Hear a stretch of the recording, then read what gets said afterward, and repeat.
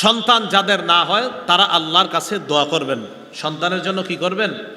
দোয়া করবেন। খুব বেশি বেশি আল্লাহর কাছে দোয়া করা।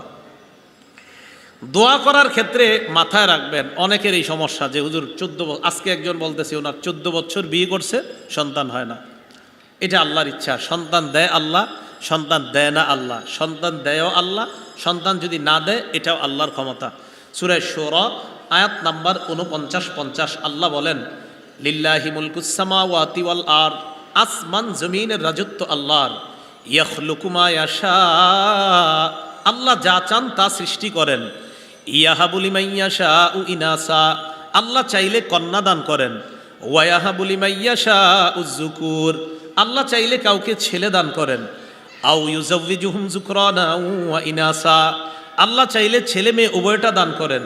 ওয়ায়াজআলু মান ইয়াশাউ আকিমা, আল্লাহ চাইলে ছেলেও দিবেন না, মেয়েও দিবেন না, ওই নারীকে বন্ধা রাখবেন, এই ক্ষমতাও কার? আল্লাহ। তো এখন যাদের সন্তান হয় না, আপনাদের কাজ হলো আল্লাহর কাছে দোয়া করা। কি করা বলেন? দোয়া করা। দোয়ার ক্ষেত্রে 1 নাম্বার মনে রাখবেন, যখন দোয়া করবেন, দোয়াটা করার সময় আপনি যখন কোনো আলেমের কাছে গিয়ে বলবেন হুজুর দোয়া তো করতেছি গত 10 বছর, কাজ হয় না, ওই আলেম প্রথমে আপনাকে বলবে আপনি কোনো হারামের সাথে জড়িত আছেন কিনা। কি বলবে আপনাকে? এখন আপনি যদি বলেন হুজুর এমন বড় কোনো হারামের সাথে জড়িত নাই, তবে ওই ছোটোখাটো একটা ইয়াতে জড়িত আছে, এখানে আপনার হালকা কিছু সুদ আসে। কি আসে? হালকা সুদ আসে। তা আপনি যতই দোয়া করবেন দোয়া তো আপনার কবুল হবে না। দলিল তিরমিজি শরীফে আছে 2989 নাম্বার হাদিস, খুব মন দিয়ে শোনেন। রাসূলুল্লাহ সাল্লাল্লাহু আলাইহি সাল্লামের সাহাবী আবু হুরায়রা রাদিয়াল্লাহু তাআলা আনহুর বর্ণনা। যারা বলেন যে খালি দোয়া করি কবুল হয় না, মনোযোগ দিয়ে হাদিসটা শোনেন। ক্বালা রাসূলুল্লাহ সাল্লাল্লাহু আলাইহি ওয়াসাল্লাম, নবীজি সাল্লাল্লাহু আলাইহি ওয়াসাল্লাম বলেন, আইয়ুহান নাস, হে মানুষ,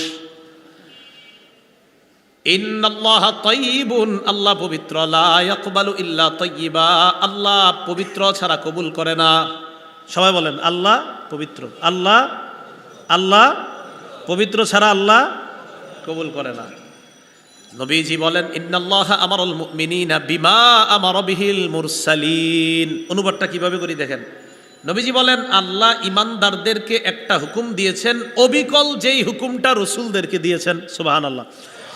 দেখেন কি বলে, আল্লাহ সব ইমানদারদেরকে একটা হুকুম করেছেন, অবিকল যেই হুকুমটা আল্লাহ নবীদেরকে দিয়েছেন। তাহলে হুকুমটার গুরুত্ব কম না অনেক বেশি?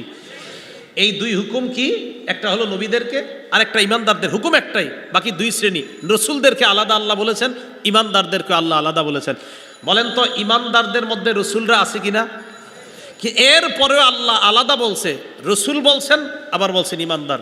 খুব ভালো করে 2টা আয়াত মনে রাখবেন যদি পারেন। 1 নাম্বার সূরা মুমিনুনের 51 নাম্বার আয়াত, আল্লাহ বলেন, ইয়া আইয়ুহার রাসূলু কুলু মিনাত তাইয়্যিবাতি ওয়া'মালু সলিহা, হে রসুলগণ আপনারা পবিত্র খাদ্য খান এবং নেক আমল করেন। কি বলছে? হে রসুলগণ আপনারা পবিত্র খাদ্য খান এবং নেক আমল করেন। আসেন, নেক আমলের আগের শর্ত পবিত্র খাদ্য। বলেন, নেক আমলের আগের শর্ত দোয়া করার শর্ত পবিত্র। দোয়া করা আমল কিনা? আরে দোয়া করা আমল কিনা? শর্ত। হ্যাঁ, রসুলদেরকে বলতেছে পবিত্র খান, পরে নেক আমল করেন। আরেকটা আয়াত মনে রাখবেন, সূরা বাকারা 172 নম্বর আয়াত, আল্লাহ বলেন, অনুবাদটা দেখেন তো একরকম কিনা। ইয়া আইয়ুহাল্লাযীনা আমানু কুলু মিন তাইয়্যিবাতি মা রাযাকনাকুম, রসুলদেরকে বললেন হে রসুলগণ পবিত্র খাবার খান। সূরা বাকারার 172 নম্বর আয়াতে বলে, হে ইমানদারগণ পবিত্র খাবার খাও। রসুলদেরকেও বললেন পবিত্র খাবার খাও, ইমানদারদেরকেও বললেন পবিত্র খাবার খাও। বলেন হুকুম একরকম না আলাদা? এই জন্য নবী বললেন আল্লাহ ইমানদারদেরকে একটা হুকুম করেছেন, অবিকল যেই হুকুমটা আল্লাহ রসুলদেরকে করেছেন। তাহলে হুকুমের গুরুত্ব কম না অনেক বেশি? বেশি। রসুলদেরকেও বললেন পবিত্র খাবার খান, ইমানদারদেরকেও বললেন তোমরা পবিত্র খাও, এরপর আমল করো। তো এই কথা বলার পর রসুল সাল্লাল্লাহু আলাইহি সাল্লাম একজন মুসাফিরের কথা বললেন এই হাদিসের শেষের দিকে। হাদিসের মধ্যে আসছে মুসাফির দোয়া করলেই কবুল হয়ে যায়। সুবহানাল্লাহ। নবীজি বলেন সুম্মা যাকারার রাজুলা, ইউতিলুস সাফার, এরপর আল্লাহ নবী এক ব্যক্তির কথা স্মরণ করলেন, যে ব্যক্তি লম্বা সফর করছে। আসা, সফরের কারণে ওই লোকের মাথার চুলগুলা এলোমেলো হয়ে গেছে। আগবার, সফর করার কারণে তার মুখের মধ্যে ধুলা ময়লা, শরীরের মধ্যে ধুলা বালি। এবার ওই ব্যক্তি সফরে গিয়ে আল্লাহরে কয়, ইয়া রব্বি মাবুদ, তুমি কবুল করো, কবুল করো, এটা দাও, ওটা দাও। নবীজি বলছেন, সফরে গিয়ে দোয়া করলে দোয়া কবুল হয়ে যায়। মুসাফির বারবার কয়, আল্লাহ এটা দেন, ওটা দেন, কিন্তু দোয়া কবুল হয় না। ঘটনা কি? নবী না বলছে কবুল হয়, কিন্তু হচ্ছে না। নবীজি বলেন, জানোনি কেন হয় না? মাত্র আমুহু হারাম, তার খাদ্য হারাম। ওয়া মাশরাবুহু হারাম, তার পানি হারাম। ওয়া মালবাসুহু হারাম, তার পোশাক হারাম। ওয়া গুজিয়া বিল হারাম, তার উপার্জন হারাম। ফাদনা ইস্তাজাবু লিযালিকা, বলো তার দোয়াটা কবুল হবে কিভাবে? ভাই কথা বুঝতেছেন? তাহলে আপনি মসজিদে গিয়ে বলতেছেন, আল্লাহ একটা সন্তান দেন, আল্লাহ একটা সন্তান দেন, আল্লাহ একটা সন্তান দেন। রসুল বলছে, উম্মত তোমার খাদ্য কি হালাল? জি না হুজুর, আমার খাদ্য হারাম। রসুল বলছেন, তোমার পানীয় কি হালাল? না, আমার পানীয় হারাম। রসুল বলছেন, তোমার পোশাকটা কি হালাল? না, না, আমার পোশাক হারাম। রসুল বলছেন, তোমার উপার্জনটা কি হালাল? না, আমার উপার্জন হারাম। তো আপনি খালি বলতে থাকেন, আল্লাহ দেন দেন দেন, কাজ হবে না। পোশাক হারাম, খাদ্য হারাম, পানীয় হারাম, হাজারো দোয়া করেন, কবুল হবে না। আগে তো আপনার শর্ত ঠিক রাখতে হবে, আল্লাহ দোয়া কবুল করবেন যদি, তো যদি তো ঠিক নেই, আপনার হালাল যাইতে হবে। আল্লাহ আমাদেরকে বুঝার তৌফিক দান করেন। তাহলে সন্তান এরপরেও হালালভাবে চাওয়ার পরেও যদি দোয়া কবুল না হয়, তা আপনি নিশ্চিত থাকবেন যে আপনি হালাল খাদ্য পেটে ঢুকানোর পরে যখন দোয়া করবেন, আপনার দোয়া 3 পদ্ধতির এক পদ্ধতিতে কবুল হয়েই যাবে। 1 নাম্বার, নগদ কবুল হবে দুনিয়াতে। ইম্মা আইয়ু আজ্জিলা লাহু ফিদ দুনিয়া, হয়তো আল্লাহ নগদ ওটা আপনার দুনিয়াতে কবুল করবেন। 2, যদি কবুল না করে, ইয়াকশিফা আনহু সুআ, এই দোয়ার পরিবর্তে আগামীকাল আপনি একটা বিপদে পড়তেন, পরশু একটা বিপদে পড়তেন, আজকের দোয়াটা কবুল না করে ওই বিপদ থেকে আল্লাহ আপনাকে উদ্ধার করে দিবেন। 3 নাম্বার, ইম্মা ইয়াদাখিরা লাহু ফিল আখিরা, এই দোয়া দুনিয়াতে আল্লাহ কবুল না করে আখিরাতের জন্য সঞ্চয় করে রাখবে, সেদিন এই দোয়ার পাহাড় দিয়ে আল্লাহ আপনাকে পার করে জান্নাত দান করবে। তাহলে সন্তান এর জন্য দোয়া করা। দোয়া যখন করবেন, দোয়ার কিছু নিয়ম আছে। সবচেয়ে উল্লেখযোগ্য একটা নিয়ম মনে রাখবেন, দোয়ার শুরুতে আল্লাহর প্রশংসা করা, এরপর নবীর উপর দুরূদ পড়া। বলেন, আল্লাহর প্রশংসা করা, এরপর নবীর উপর দুরূদ পড়া, এটা দোয়ার মধ্যে করবেন। এই জন্য আমাদের ইমাম সাহেবরা যখন দোয়া করে দেখবেন, বলে আলহামদুলিল্লাহি রাব্বিল আলামিন ওয়াল আকিবাতু লিল মুত্তাকিন ওয়াসসালাতু ওয়াসসালামু আলা সাইয়্যিদিল আম্বিয়া ওয়াল মুরসালিন, এরপর বলে আল্লাহ রে আল্লাহ এটা দেন, ওটা দেন। তাহলে প্রথমে প্রশংসা করে, পরে আবার দুরূদ পড়ে। তিরমিজি শরীফের 3476 নম্বর হাদিসের বর্ণনা, বাইনামা রাসূলুল্লাহ সাল্লাল্লাহু আলাইহি ওয়াসাল্লাম কাঈদুন, নবীজি মসজিদের মধ্যে বসা।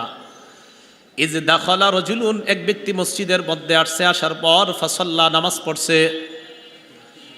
নামাজ পড়ার পর এরপর ওই লোকটা আল্লাহকে বলতেছে, আল্লাহুম্মা গফিরলি, আল্লাহুম্মা আরহামনি, আল্লাহ আপনি আমাকে ক্ষমা করেন, আপনি আমাকে দয়া করেন।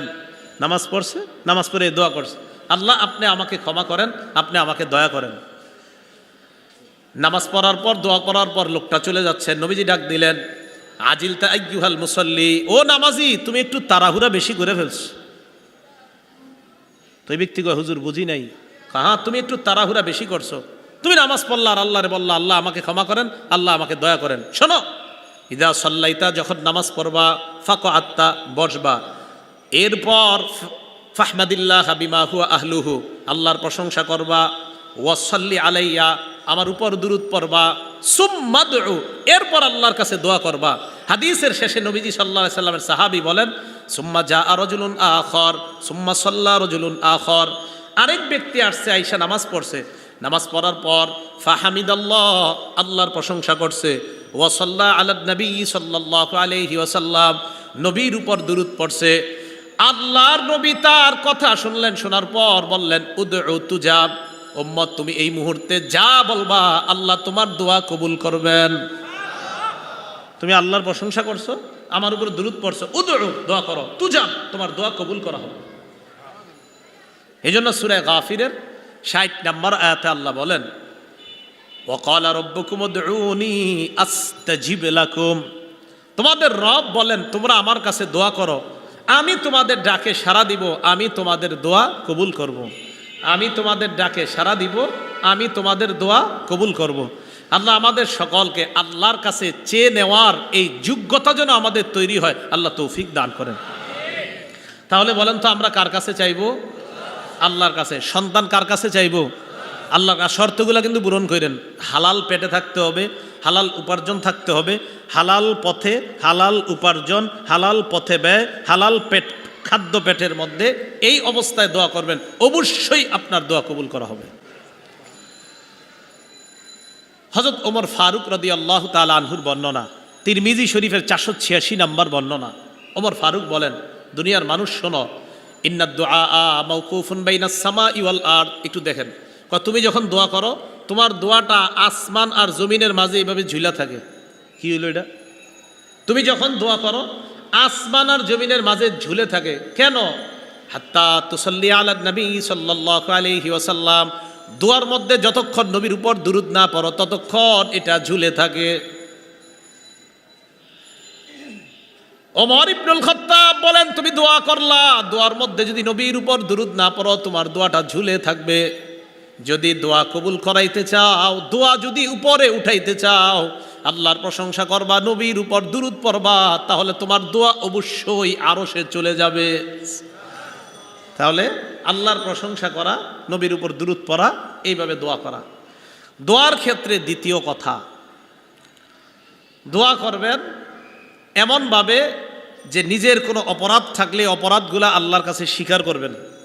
আল্লাহ, আমি তো এই অপরাধগুলা করছি, এই কারণে কি আপনি আমার উপর নারাজ? মাবুদ, মেহেরবানি করে আমারে আপনি মাফ করেন। অপরাধ স্বীকার কইরা আল্লাহরে বললেন। আরে আল্লাহর কাছে স্বীকার করলে তো কেউ শুনতেছে না, আপনি আল্লাহকে বলেন, এটা আল্লাহর কাছে বলবেন। এই জন্য তো আমরা নামাজের শেষ বৈঠকে কি বলি? আল্লাহুম্মা ইন্নী যালামতু নাফসি যুলমান কাসীরা। আল্লাহ, আমি নিজের উপর অনেক জুলুম করছি, আমি স্বীকার করতেছি মাওলা, এত জুলুম করছি মাবুদ।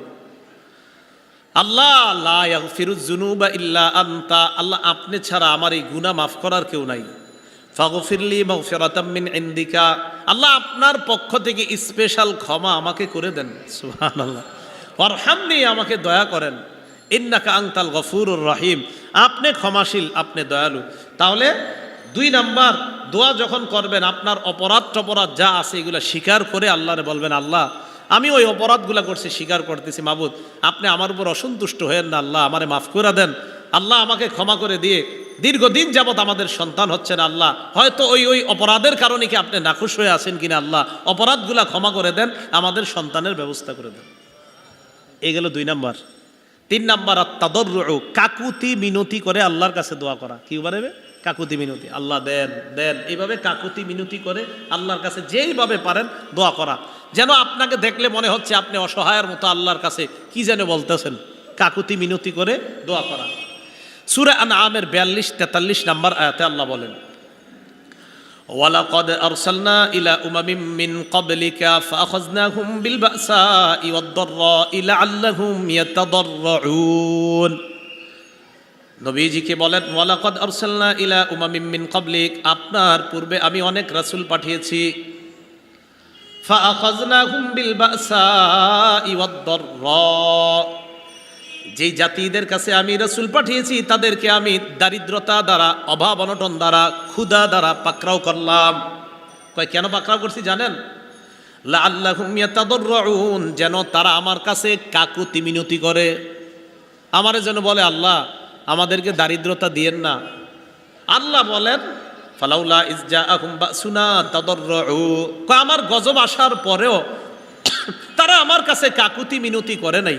গজব আসার পরেও আমার কাছে তারা কাকুতি মিনতি করে না। তখন কি হয়েছে? ওয়ালাকিন কাসাত কুলুবুহুম, তাদের অন্তর আরো শক্ত হয়ে গেছে। ফাযায়্যানা লাহুমুশ শাইতানু আমালাহুম, ফলে শয়তান তাদের কর্মগুলা তাদের কাছে মোহনীয় করে উপস্থাপন করেছে। করোনার সময় আমি মনে করেছি যে করোনা যাওয়ার পর আমাদের বাংলাদেশের মানুষ মনে হয় আর কোনোদিন গুনাহ করবে না, আমি এটা মনে করেছিলাম। আল্লাহ বলেন, গজব দিলাম আমার কাছে কাকুতি মিনতি করার জন্য। কিসের কাকুতি মিনতি? ওই সময় নাকি ইন্টারনেট এত পরিমাণ ইউজ করা হয়েছে করোনার সময়, যা করোনার আগে পরে ইউজ করা হয় নাই। ঘরে বসে বসে আর সুযোগ করে দিস। তো কোথায় কাকুতি মিনতি করবেন গজব আসার পর? কাকুতি মিনতি বাদ দিয়া গুনাহ করা। আল্লাহ বলে গজব দিলাম, আমার কাছে কান্না করো, কাকুতি মিনতি করো। এরা কয় না, আমাদের অন্তর শক্ত, আপনি করোনা না আরো কিছু দেন, কানমু না। ভাবসাব এমন। কাকুতি মিনতি করা ৩ নাম্বার। তো এইভাবে আল্লাহর কাছে বলা। আল্লাহ পাক রব্বুল আলামিন বলেন সূরা আরাফের ৫৫ নাম্বার আয়াতে, উদউ রাব্বাকুম তাদাররুআন ওয়া খুফিয়া, তোমরা তোমাদের রবকে ডাকো কাকুতি মিনতি করে এবং গোপনে। মসজিদের এক কোনায় বসে যান মিয়া, সব মুসল্লিরা বের হওয়ার পর আস্তে ধীরে আল্লাহর কাছে আপনি বলতে থাকেন। আস্তেই বলেন, কোনো সমস্যা নাই। আল্লাহকে আস্তে বললেও আল্লাহ শোনেন। সহিহ বুখারীর ২৯৯২ নম্বর হাদিসের বর্ণনা, রাসূলের সাহাবী আবু মুসা আশআরী রাদিয়াল্লাহু তাআলা আনহু বলেন, কুন্না মা রাসূলিল্লাহি সাল্লাল্লাহু আলাইহি ওয়াসাল্লাম ফি সাফার, নবীজির সাথে এক সফরে ছিলাম আমরা। কুন্না ইযা আশরাফনা আলা ওয়াদ, আমরা যখন উঁচু জায়গায় আরোহণ করতাম, হাল্লালনা ওয়া কাব্বারনা, আমরা লা ইলাহা ইল্লাল্লাহ বলতাম আর বলতাম আল্লাহু আকবার। হাত্তা ইরতাফাত আসওয়াতুনা, আমাদের আওয়াজগুলা মাঝে মাঝে বেশি হয়ে যেত। লা ইলাহা ইল্লাল্লাহর আওয়াজ আর আল্লাহু আকবারের আওয়াজ খুব বেশি হয়ে যেত মাঝে মাঝে। নবীজি আমাদেরকে বলতেন, ইরবাউ আলা আনফুসিকুম, এই নিজেদের প্রতি একটু সদয় হও। ইন্নাকুম লা তাদউনা আসাম্মা ওয়ালা গায়বা, আরে তোমরা যে রবকে ডাকতেছো সে রব বধির না যে ওনারে জোরে বইলা শোনাইতে হবে। উনি বধির না, উনি শোনেন। ওয়ালা গায়বান, উনি অনুপস্থিত না। ইন্নাহু মাআকুম, ওই রব তোমার সাথেই আছেন।